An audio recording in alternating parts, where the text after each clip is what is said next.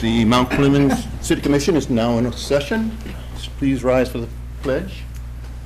I pledge allegiance to the flag of the United States of America and to the republic for which it stands, one nation, under God, indivisible, with liberty and justice for all.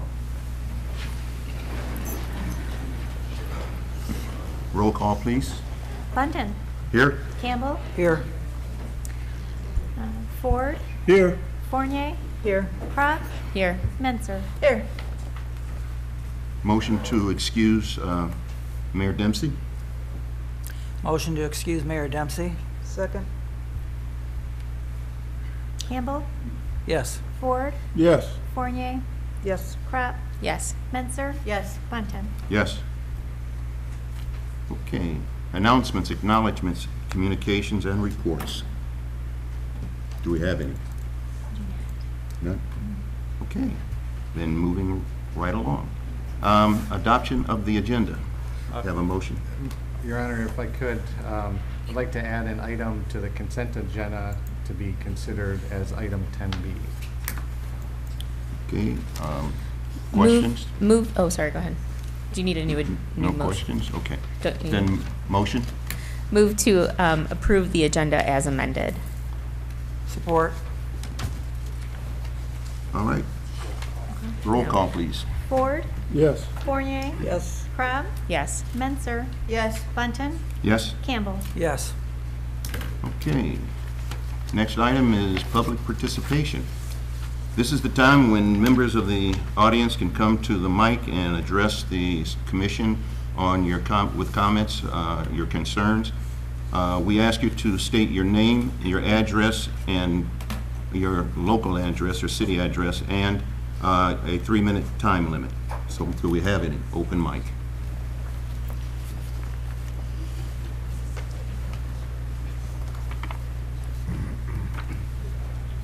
Hi there. Hi. My name is Elizabeth Davidson. I live at 226 North Wilson in Mount Clemens, and I'm here to dispute a noise ordinance and some bright lighting from the building behind my home. A lot of my neighbors are here today. Last summer they started building onto the old Ford plant. I'm not sure what the name of the new company is now, but there is noise all through the night. They work 7 days a week, 24 hours a day. Lots of dumpster noise, backing up of high-lows. The noise that the gentleman driving these giant trucks back and forth, all hours of the night, they're really loud. I hear swearing. I have two young children. We have a beautiful fire pit in our backyard. We are directly behind the dumpster. My husband has seen several times through the night. My house just shakes. A couple of the neighbors say that their glasses shake. Nothing in my house has fallen off the wall, but my daughter's bedroom where she sleeps is the window is right there. The light comes directly into our house, directly into my kitchen. My backyard is lit up like a Christmas tree, 24 hours, well, all night long when it's dark. So, lately I've been calling. I've spoken to the code enforcement person 2 occasions last fall when I didn't know that trucks were going to be coming. There was no dumpster at that time. They started putting up these lights on. They're facing the white building, giant illuminating lights on the pole. So I don't know if they're paying for this lighting. There's no lights. They might be solar powered. They're huge. There's one on every pole in all of our yards facing the white building. So if you can imagine that. And also they just put lights on the building facing into my home. And it goes all the way down the street. So all these trucks, they built a new loading ramp right behind my house. So the trucks are smashing into the loading ramp all hours of the night. So I have a couple of ideas of things that they could do. Oops, sorry about that. Maybe like a brick wall or something Also, if they could turn off unnecessary lights between the hours of 8 p.m. and 8 a.m. Please stop the dumpster between 8 p.m. and 8 a.m. And then the high-low beeping between 8 p.m. and 8 a.m. And then it's 7 days a week. I mean, we don't get any rest. I'm a nurse. I work here in Mount Clemens. I live in Mount Clemens. My kids go to school here. I work at Select Specialty. I do work nights, which is fine. I'm up the same time these people are. So If you could get that information to the city manager's office or leave a number with me before you leave Sure. today or something, then we'll talk about it. Thank you. Okay.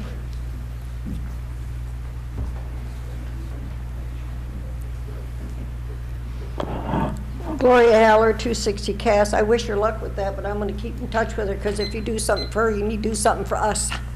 Because we've had that for how many years now? 30? 40? We got a truck terminal right now. It used to be a bus terminal. And then across the street, they built that building with all them like, you want noise? Try a bus or truck terminal. Anyway, I'm here about the budget. And I don't think you know it, but you've been, or realize that you've been financing a toy for Steve Saff for a long time. That DDA is his toy. I mean, he's got a job, does okay with his insurance business. Yeah, he's downtown a lot, whoop-de-doo. It's his toy. For years, like this year, $404,000, his budgeted amount, but $165,000 of that should go into the general fund. No, you're plowing it back into the downtown. You've had businesses here for years that they never see a penny of their taxes back. Don't you think some of the old people that you screwed, blued, and tattooed with the way you handled the millage and lied to us and cheated us and stole from us the way you did the millage, don't you think we'd like some of our taxes back? But no. And then you have a joint meeting, which unfortunately I was the only one who went to, with the DDA and the city commission, where they're whining, what's the matter with these DDA businesses? Are they stupid? Do you know how many businesses in town never had their hands held, never had a joint meeting with you, never came up? Come on. Now let me tell you, the Cass Avenue redo a couple years ago got screwed up because it was made to wait for the concrete and all the work until the Stars and Stripes Festival was over. Should have started in May, couldn't start till July. That's why we got such poor grade concrete. The baths, I had all that planning and did all the research, and guess what? I guess Steve had a different idea for the downtown, and suddenly the mayor made sure that my information got lost. And I think the biggest reason we don't have a city income tax is those whiny crybabies at the DDA don't want it. They know they'd have to pay. How many of them live here? Not many. You got to start representing your residents or just stay home, because we don't need you. You're not, representative government is not working in Mount Clemens. We need direct democracy, and we need to go to that fast. Anyone else?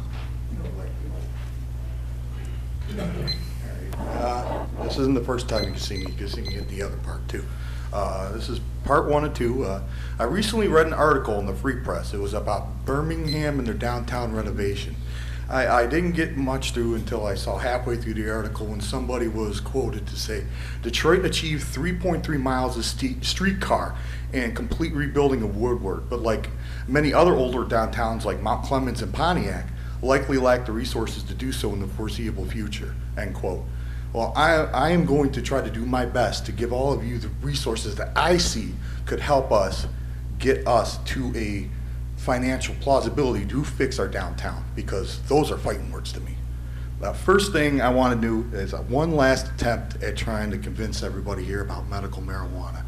It seems crazy, it seems weird, and I know some people are just playing against it because they believe in their preferences and they honestly think that it's going to make the country worse. And I understand that, but I do believe that the city of Warren has shown that they wish to go along with it, because not only did Mayor Fouts veto it, but they overrode his veto 6-1 proving that there's a lot of interest in the city of Warren for dispensaries and the, not the growing facilities, but the testing facilities that go along with it. So there's gonna, and they also are going to allow it in the downtown area, which I thought was very interesting. Mr. Fouts was not well for that, but I understand that. Now, if I see Mount Clemens deduce this, it should be like Hazel Park. Hazel Park is headlong into this. The city manager is in on this, the mayor's in on this, the entire city council had a meeting specifically to show to their citizens that they believe that medical marijuana would be able to help their city get onto financial stability and improve the area, because it's an anchor in a retail terminology. Every strip mall in America needs an anchor, a Kroger, a Walmart, something.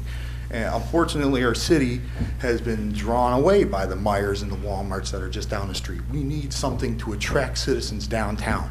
And unfortunately, something as taboo as medical marijuana might be the way to draw some revenue back into it. Let's see if I got anything else for that.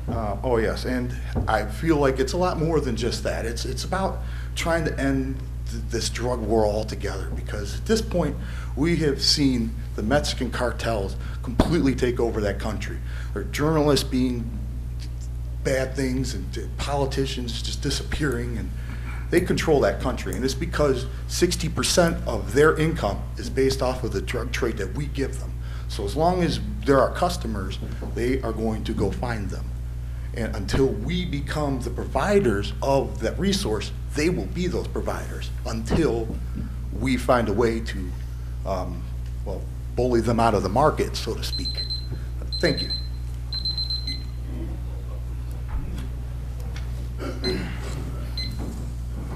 Hello. I'm Carol Dwyer. I live at 240 North Wilson. I just want to say something about the factory deal. We wouldn't have a problem with that if they would have put all this stuff that makes all this noise on the other side of the building, because there's railroad tracks there and they don't bother anybody. There's no houses on the other side of that. And they built out these walls and put more buildings onto it so it's closer to us, which makes the trucks closer to us, which is not fair. And I have called up here and I have heard where they're in the zone and they have to have a job too. And I said, do they have to work on Sundays? And I have a grandson that lives with me, and I have to keep the TV on at night for him because he has problems, because the noise scares him, and he said he thinks somebody's coming in his window. So now it's costing me. You know, it's just not fair. If they could do something. You know, when Ford's was over there, I've been there 40 years. When Ford's was over there and they had the trucks going through and the chains were making noise, I called the sheriff department. They said, we'll call you back. They called me back. We never heard another noise from over there. Even if they could put part of some of this noise on the other side of the building or at the end of the building, whatever. My neighbor put his house up for sale. His whole house shakes. It's terrible. We were here first. Why do we have to put up with it? And when you call the city, they're going to call you back and you never hear from them. That's what I get. Or my boss is not in, he will call you. Never got a phone call. It's just not fair to the residents. Why should we have to pick up and move? I've been there 40 years, and it's not fair. It's not fair to my family to have to listen to all that and the bright lights and everything. And they're standing out there cussing. We have small kids. Come on, somebody's got to help us. That's all I have to say.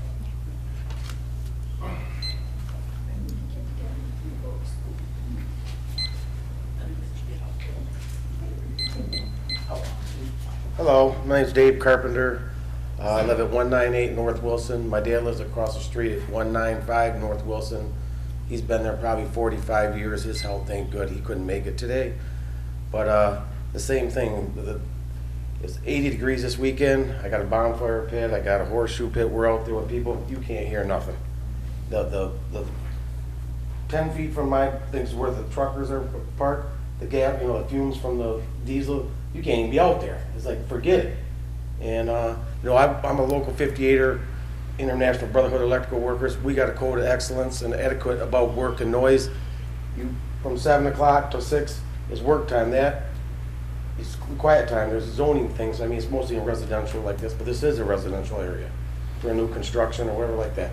But just wanted to touch base with that, and just drives me insane. Thank you.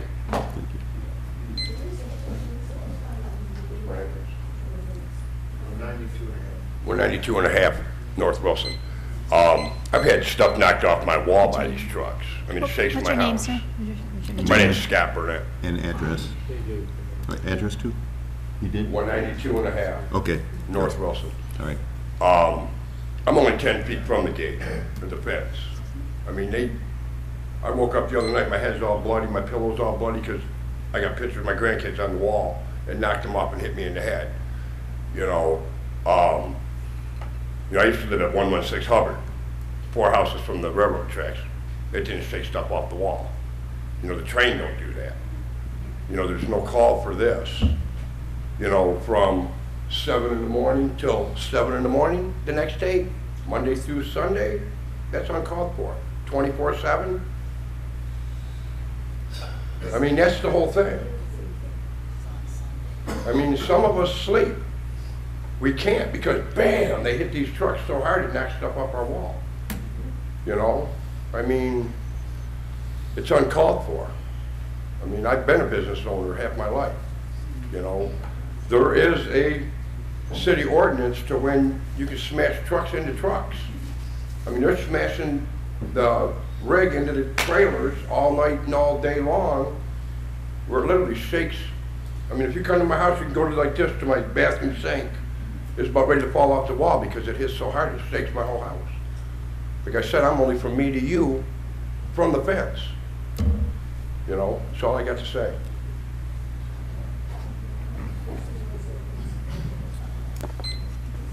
My name's Rick Foster, and I live at 230 North Wilson, and I just want to complain about the noise, the constant banging of the dumpsters, them emptying it. They drop the forks down and the dumpster bangs on the ground, then they drag it across the cement and it shakes your house. We're going to have our windows open here this summer. We should not have to listen to this at 2 in the morning, 3 in the morning. I get up early to go to work. We're taxpayers. There's got to be a compromise here. Whether they move the dumpsters inside or build a wall around the back, there's got to be something done because it's not good. That's all I got to say.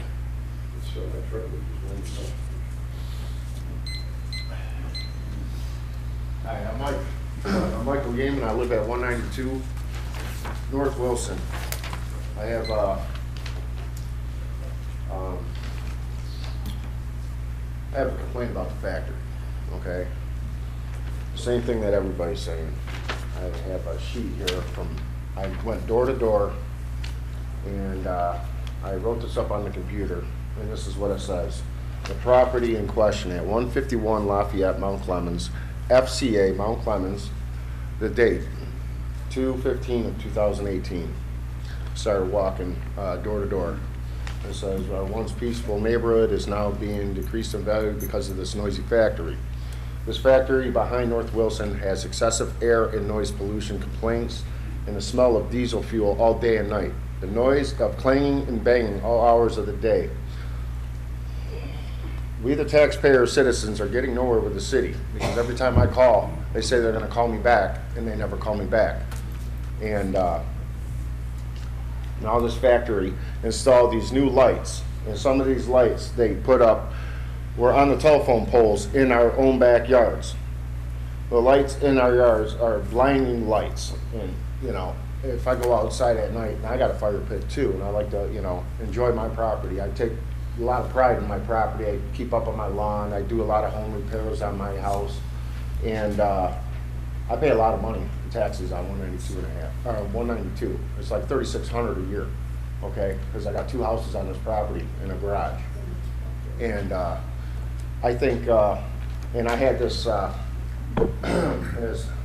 excuse me, I'm not feeling good today. And I went door to door. If you have a complaint because of this factory, please sign below. And I have this. Give it to the city And I got manager. earplugs. Because it's so noisy, I sleep very light.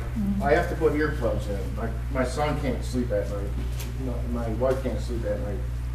And, you know, it's just like one thing after another. And, you know, something's gotta be done. I'm like at wit's end. I can't sleep. I got illnesses, and I'm just like at wit's end. I don't know what to do.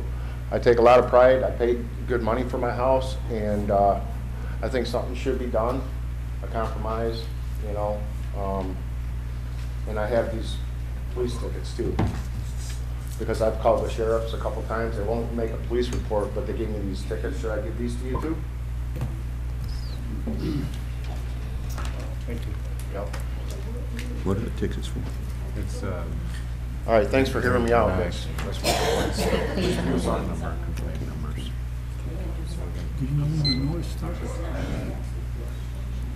Say anyone else?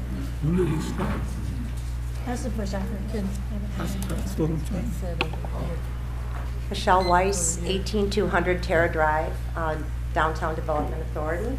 I just wanted to remind everyone of our weekend. Our Made in Michigan show is this Friday and Saturday. Friday from 11 to 8 and Saturday from 10 to 6. We have over 60 vendors that'll be lining the streets of downtown.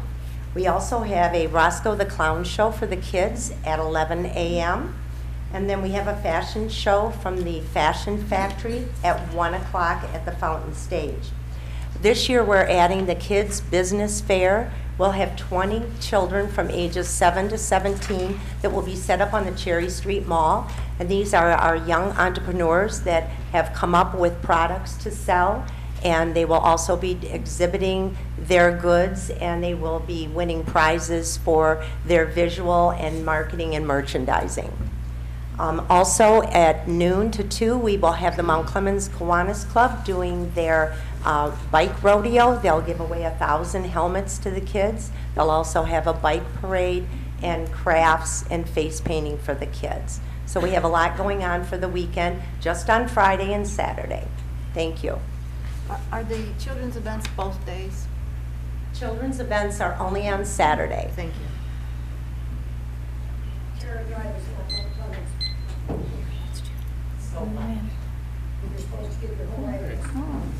Yes, good evening. My name is Vito Strolas from 205 North Gratiot.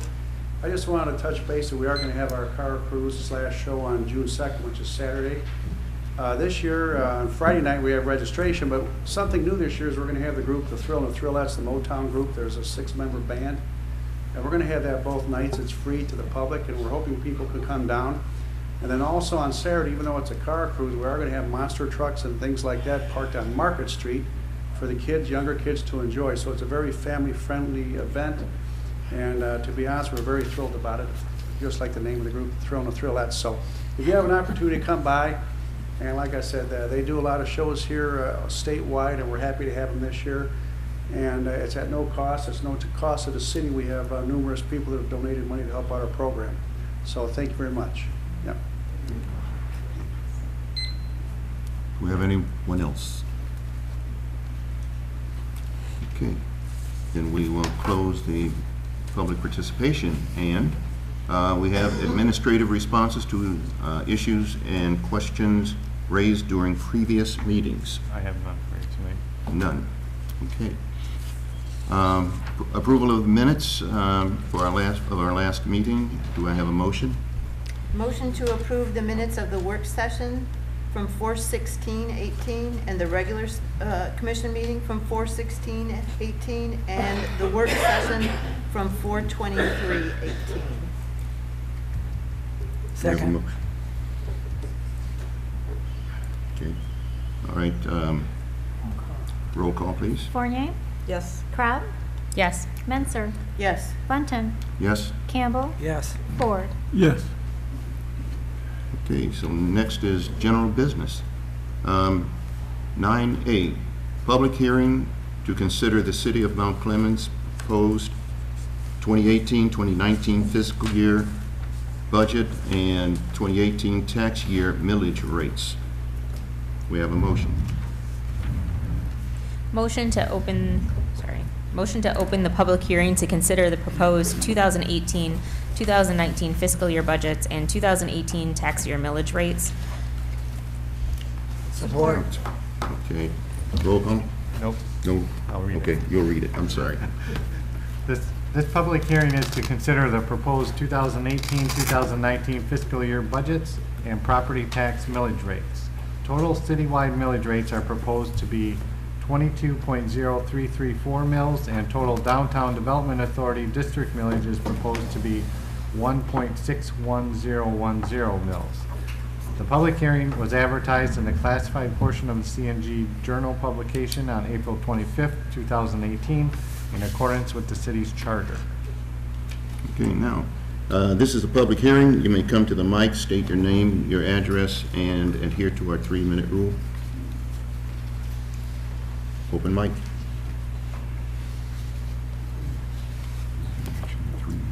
Gloria Haller, 260 Cass, Mount Clemens. Considering you done? The Mount Clemens proposed budget, again, if you're going to keep giving money hand over fist to the DDA, which is pretty much non-productive, I think you got to rethink how you're earning that money and how you're getting it. Those millage rates is sinful, what you're doing with those millage rates. Especially when, forget marijuana, that's too pie in the sky, and it's too controversial. If you explain to the public, being us, that there would be 2 issues on a given ballot. Number 1, to roll the millage back to where it began at 15, and to introduce a city income tax, and explain that the difference between property tax and income tax is that property tax you got to pay regardless of what your income or your resources are, which is how the older and the fixed income people gets really worked over. An income tax is based on income and ability to pay. And most of all, if you do an income tax, you'd be finally hitting the county up for the money they've owed us forever that you've let them slide on, and you need to stop that.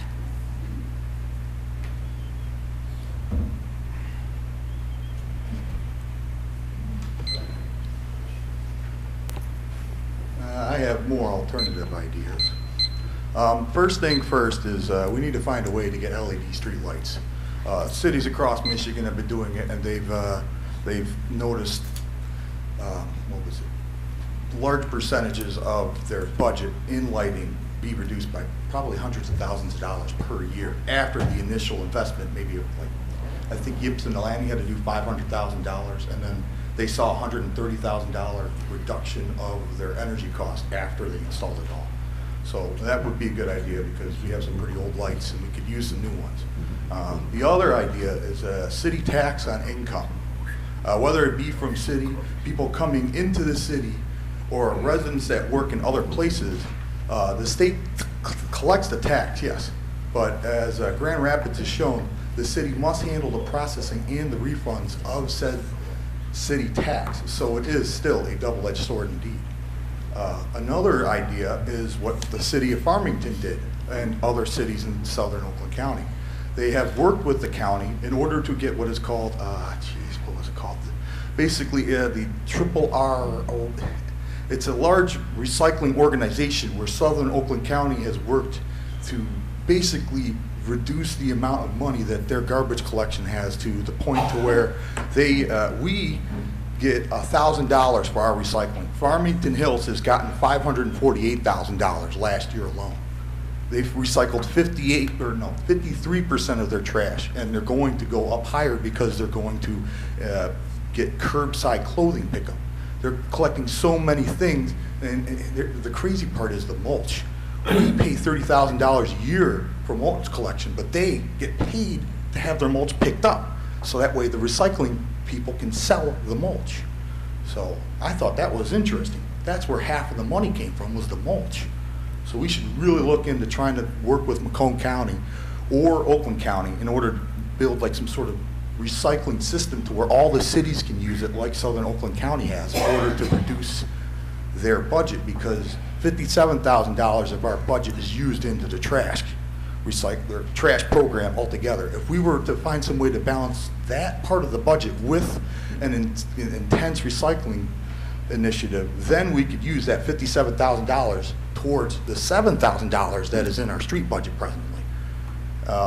And then I can keep talking about street this and that, but until, as Candace Miller said in her op-ed, that Public Act 51 is retooled, and from when it comes to a ratio of 3, where it's state, county, and city, right now it's 39%, 39%, 21%.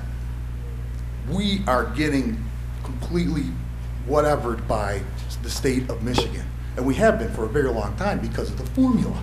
And until we fix that formula, which unfortunately takes Lansing and that swamp, that's all I have. Do we have anyone else? Okay. Motion to close the public hearing?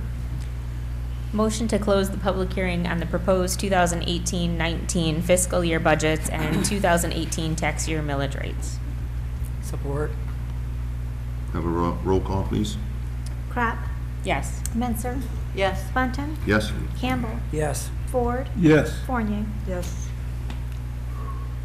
Moving on to 9B, adopt the Michigan Department of Environmental Quality resolution for the pilot drinking water infrastructure grant funding. Do we have a motion? Move to adopt the resolution supporting the Michigan Department of Environmental Quality pilot drinking water infrastructure grant funding and authorize the interim city manager, Lisa Borges, and assistant city manager, Jeffrey Wood, to execute the agreement. Need a second? Support. City of Mount Clemens administration recently applied for grant funding to the Michigan Department of Environmental Quality to identify and replace lead and galvanized water service lines. As a result of that application, the city was awarded $346,000 with no monetary matching requirements for this funding. The work will consist of locating and replacing privately held portions of lead and galvanized water service lines from the municipal water main to the water meter as they relate to the new Michigan lead and copper rule. The attached resolution is required and allows the city to accept the grant funding and to take part in the program, and authorizes the interim city manager, Lisa Borges, and assistant city manager, Jeffrey Wood, to execute the grant agreement once reviewed by the city attorney and revisions between the city and DEQ are agreed upon. A sample grant agreement has also been attached for your review. Okay, discussion, questions, comments? I have a question. Sorry, I have a question. It's great that you got this grant, and that's wonderful. What exactly are we going to do with it? I mean, how do you identify where, and is it enough to cover the city, or? It is not. We actually applied for $1 million. The grant capabilities was up to $1 million. It's probably not going to address every single lead and galvanized water service that is within the city, but we have an idea of where there are some located, and that's where we're going to concentrate on replacing those with this funding. So Is it in the residential areas, or it's is it throughout downtown? the city. It's throughout Okay. the city. Yes.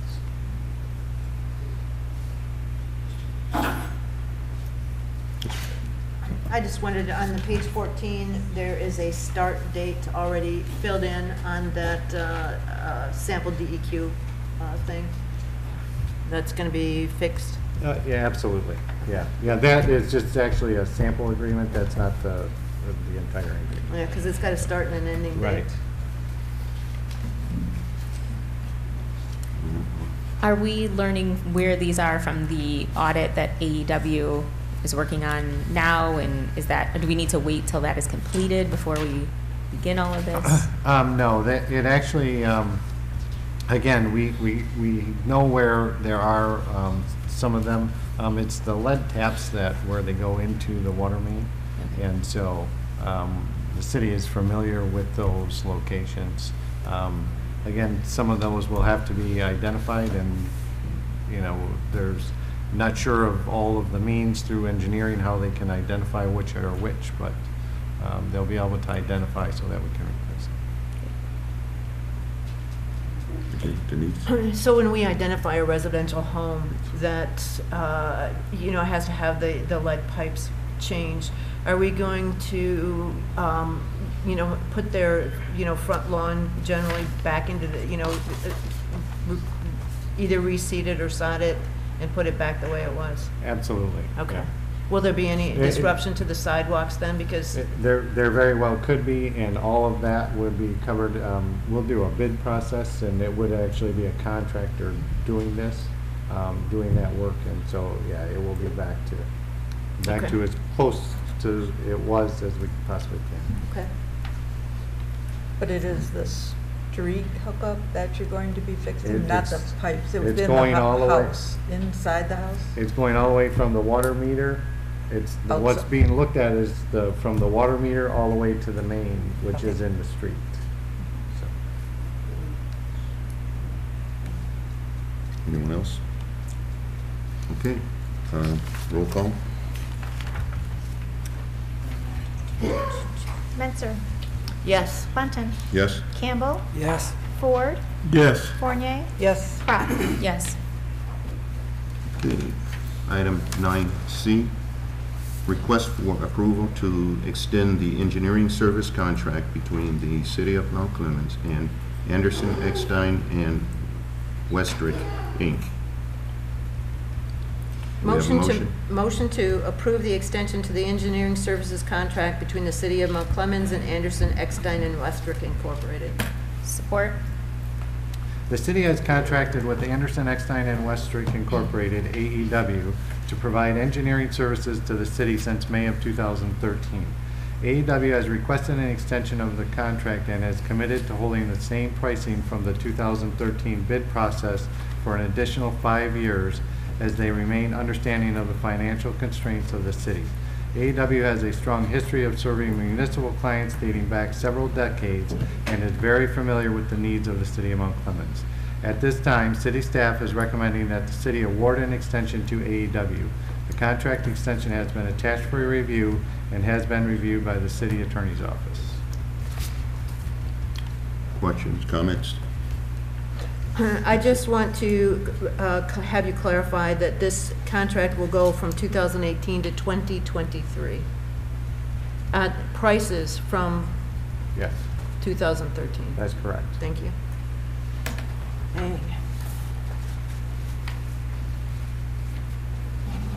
Okay, no further questions, then roll call? Bunton, Yes? Campbell, Yes. Dempsey, Ford, Yes. Fournier, Yes. Crop, Yes. Menser. Yes. We move on to item 9D, approval of purchases and payments of invoices. Do we have a motion? Move to approve purchases and payment of invoices as presented. Support. Okay, roll call? Or any questions, I'm sorry, comments? Okay, So, I'm looking at page 27 for Deutsch, and it says that we have $100,000 extra to do additional quantities of inspections. Do you know where we're going to do those extra inspections? Yeah, it's actually throughout the city. As we were doing the inspections, there was additional sewer that was located, that was not on all of the maps that we had. And so, yeah, so this request is actually to try and complete that additional. So, and with this amount of funding, we're not sure that we're gonna get through it all, actually. Okay. And then I had another question. We have some bids here for the hauling and disposal of dumpsters and roll-off services, but I just wanted to clarify, there is no information, no bid here, no contract here for the residential trash and compost, correct? Correct. Thank Yep. you.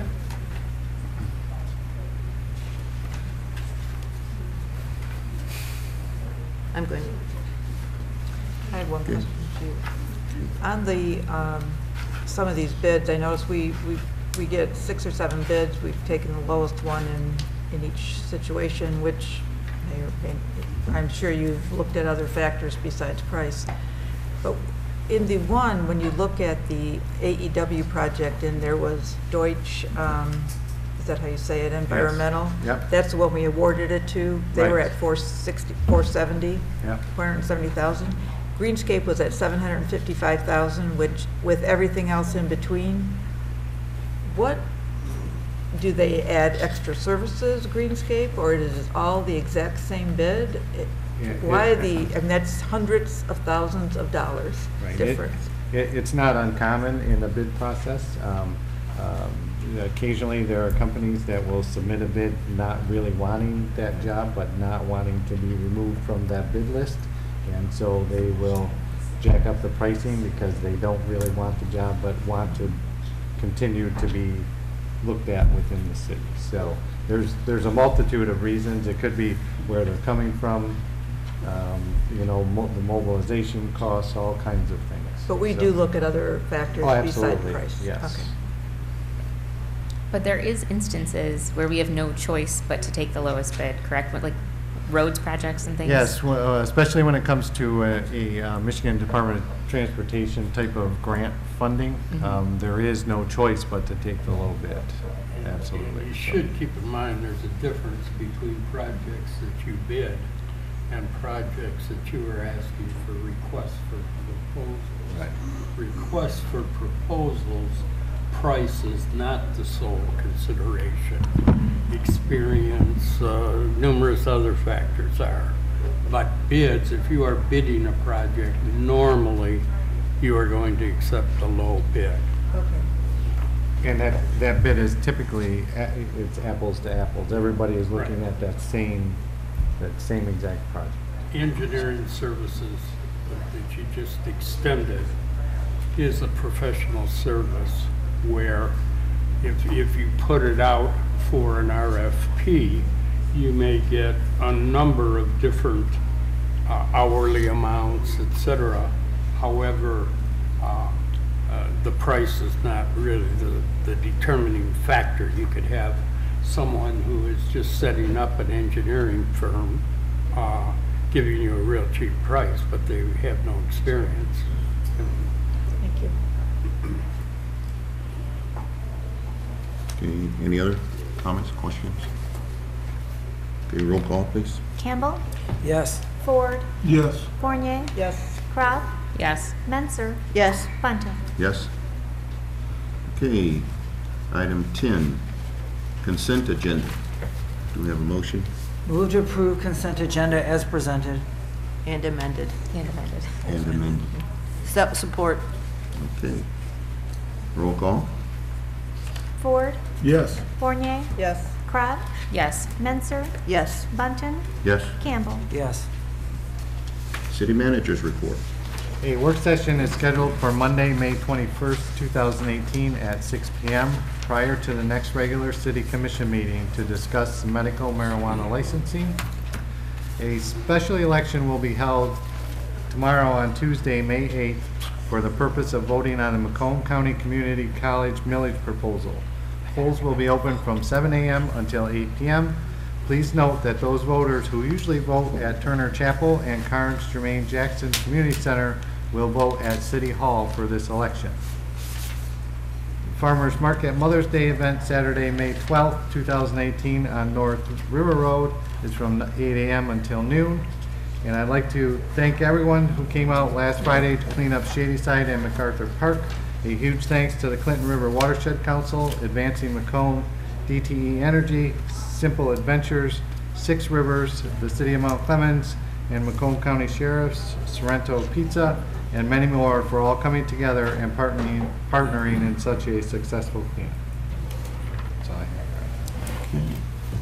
I have. Commissioner comments. Start with Mr. Campbell. I would like to comment on the residents that came here tonight, because that's the first time I've ever heard anything about it. So I hope that a resolution can be worked on very quickly. That's it. Ms. Crop? Commissioner Crop. I would like to start by saying last Saturday was a really busy day in downtown. I was able to attend the opening of the farmers market, and that was really exciting to see people out and about, and there no snow on the ground. That was really awesome. And I then attended the Bicentennial Houses of Worship celebration, and it was really inspiring to see all of the different churches come together, and everyone was so incredibly welcoming. And so I wanted to thank everybody who participated in that. And I thought it was really neat that all of the organizers from each church spent a lot of time saying how much they enjoyed the process of putting it all together and getting to know the other church parishioners, and that they're hoping we had 11 churches participate, which was a really big turnout. But they were hoping that other churches would hear that how welcoming, I should say houses of worship, not just churches, and they were really adamant that they were welcoming everyone into this group, and hope to do further celebrations, which I thought was cool, and hope that they do those. And the Zion United Church of Christ, their bell choir, the handbells, was it made me, I sat and saw the beautiful light coming in from their stained glass windows and thought, I really miss seeing live music, and it was really inspiring, and so I wanted to thank them for that. And it was actually quiet because I didn't have any kids with me, which was nice. So I have coffee talk dates coming up, and so I welcome everyone to come to John's Coney Island on Saturday, May 12th, so this Saturday, John's Family Grill, 9:30 a.m., and then Tuesday, May 15th. If you want to come and talk about what's happening in the city, what's happening in your neighborhood in particular, or just want to come and hear what the city commission is doing in the city, we are glad to have you. I hope that all of these new voices that came in from North Wilson are heard, and it does concern me that several of them mentioned that they had contacted the city and that they hadn't received any kind of not necessarily an absolute resolution, but they didn't feel as though they were even being heard, and so that definitely concerns me, and I hope that is definitely resolved soon. So that's all I have today. Good. Commissioner Fournier. Thank you. I recently attended a presentation by the interior design class from Baker College, and it was downtown in Bath City, and a resident of Mount Clemens, Ann Jacobs, who is the director of interior design at Baker College, had her, as a class project, had her students come up with ideas on what they could do with the first floor and the basement floor of the old Art of Craft building, or for those of you that are really into history, the old Malbins building. And these kids did a fantastic job. They all had very different ideas, very creative ideas, inspirational ideas. One of them even had a skating rink in the basement and a basketball court on the first floor. I didn't think it was that big, but he had done all his homework, and they didn't just present the ideas. They had the lighting specification, they had the architectural drawings, they had the furniture coverings, they had everything down to the gnat's eye, and the DDA was there as well, and they are going to try, I think, and get the presentations and include them in the store windows at the old Art of Craft building. So, but kudos to those kids, and kudos to Ann Jacobs for, you know, having that as a real life project. It was very, very cool. The other thing that I attended last week, Thursday, May 3rd, was one of the community input meetings hosted by the Southeastern Regional Transportation Authority. And it's regarding the revised proposal for enhancing the commute within all the 4 counties, Washtenaw, Wayne, Macomb, and Oakland. And if you will recall, the previous proposal was on the ballot, and it did not pass, primarily because Macomb and Oakland were a resounding no.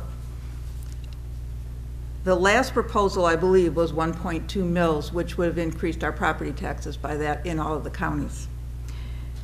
The revised proposal in its current form, it's not on the ballot yet, they are looking for input, would mandate a 1.5 mil increase in property taxes. So it's kind of, you know, we talk about our 20 mils here, but it's also, it's all the additional 1 point whatevers that do add up after a while.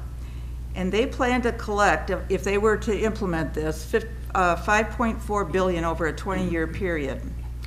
And other than a proposed rail line between, transportation between Ann Arbor and Dearborn, the rest is basically an enhanced bus system. And while there's no other communities meetings scheduled at this point, they've had all of them. But the RTA is still looking for feedback, and you can go out on their website. It's www.rtamichigan.org, and you can take a survey or give your comments. But I think it's important for all of us, if we have some strong feelings about this, or any feelings about what we want this RTA to focus on. Do we want to enhance buses? Do we want to fund this through our property taxes? We need to make our voices heard. And I hope you all go out there and look at the website. The detail is out there on the plan. And it's my understanding that that comment period is going to end on June 3rd. So we have a couple weeks yet before it, so we can give that input. And I really encourage all of you to take a look at it and let it be known. Thank you. Commissioner Ford? I too would like to thank the residents from Wilson that showed up. I did not know you had a problem with the new owners of the ex-Ford paint plant, ex-DuPont plant. These are completely new owners, and I don't believe anybody from the city has talked to them about anything. I also would like to thank the people that cleaned up Shady Side last Friday. They did a real nice job. That's my comments.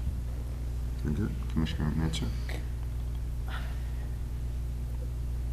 Thank you to the residents of North Wilson that alerted us to this. As the other commissioners have said, this is the first time hearing of it, and unless we know of it, you know, we can't help you.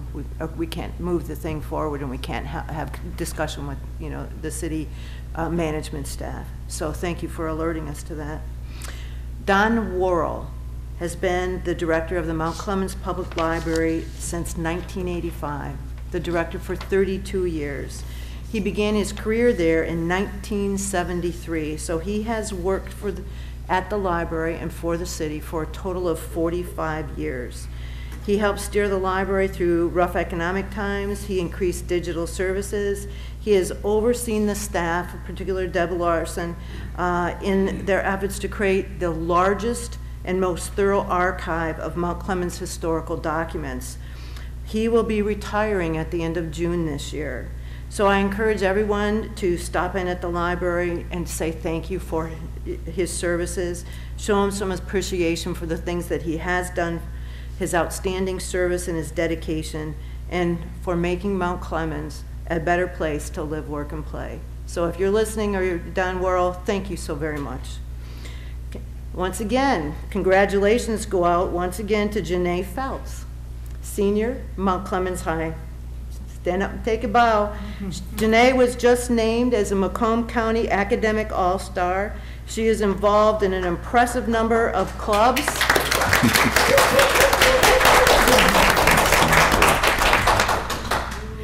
She's involved in an impressive number of clubs, sports, and academic endeavors, including dual enrollment at Macomb Community College. She is a shining example of the good things happening in our schools. So congratulations, Janae. Thank you very much. And, you know, we want you to come back and bring your college degree with you and show us. The Mount Clemens Optimist Club hosted the K-6 art show at the Anton Art Center a couple Saturdays ago. The show goes through June 3rd.